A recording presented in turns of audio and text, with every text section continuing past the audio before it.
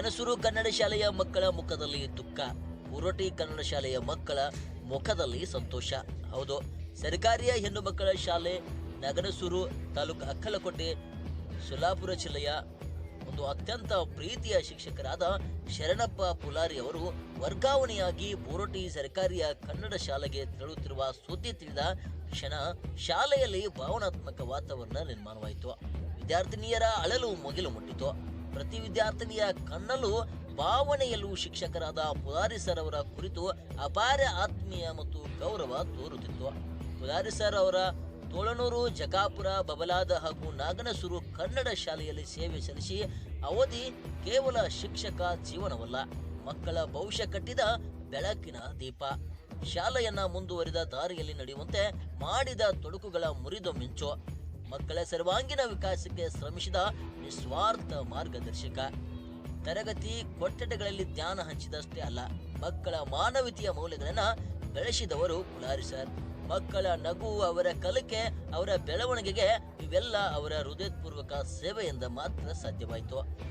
ವರ್ಗಾವಣೆ ಕೆಲಸದ ಚಕ್ರದ ಭಾಗವಾದರೂ ಪುಲಾರಿ ಸರ್ ಅವರು ಬೀಳ್ಕೊಡುವ ವೇಳೆ ವಿದ್ಯಾರ್ಥಿನಿಯರ ಕಣ್ಣೀರು, ಸರ್ ಅವರ ಸೇವೆಯ ನಿಸ್ಮರಣೆ ಮತ್ತು ಶಾಲಾ ಸಮುದಾಯದ ಗೌರವ ಇವೆಲ್ಲವೂ ಅವರ ವ್ಯಕ್ತಿತ್ವದ ಮಹತ್ವವನ್ನು ಸೃಷ್ಟಿಪಡಿಸುತ್ತವೆ. ಹೊಸ ಕರ್ತವ್ಯ ಸ್ಥಳವಾದ ಬೋರಟಗಿ ಕನ್ನಡ ಶಾಲೆಯ ಕೂಡ ಇದೇ ರೀತಿಯ ಸೇವಾಭಾವನೆ ಮುಂದುವರಲಿ. ಅಲ್ಲೂ ಇನ್ನೂ ಹೆಚ್ಚಿನ ಮಕ್ಕಳ ಜೀವನದಲ್ಲಿ ಬೆಳಕಿನ ಕಿರಣವಾಗಲಿ. ಪುಲಾರಿ ಸರ್ ಅವರಿಗೆ ಮುಂದಿನ ಎಲ್ಲ ಕಾರ್ಯಗಳು ದೇವರ ಅಪಾರ ಆಶೀರ್ವಾದ ದೊರೆಯಲಿ ಎಂಬುದೇ ನಮ್ಮ ಹೃದಯಪೂರ್ವಕ ಹಾರೈಕೆ. ಉತ್ತಮ ಶಿಕ್ಷಕರು ವಿದಾಯ ಪಡೆಯುತ್ತಾರೆ, ಆದರೆ ಅವರ ಪ್ರೇರೇಪಣೆ ಎಂದು ವಿದಾಯ ಹೇಳುವುದಿಲ್ಲ ಎಂದು ಹೇಳಿದರು. ವರದಿ ದಯಾನಂದ ಪಾಟೀಲ್.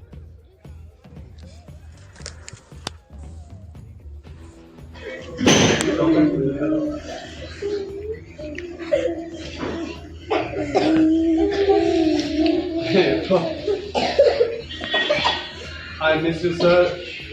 ನೀವು ಎಲ್ಲೇ ಇರಿ, ಹೇಗೆ ಇರಿ, ಎಂದೆಂದಿಗೂ ನೀವು ನಗುತ್ತಾ ಇರಿ ಸರ್. Thank you.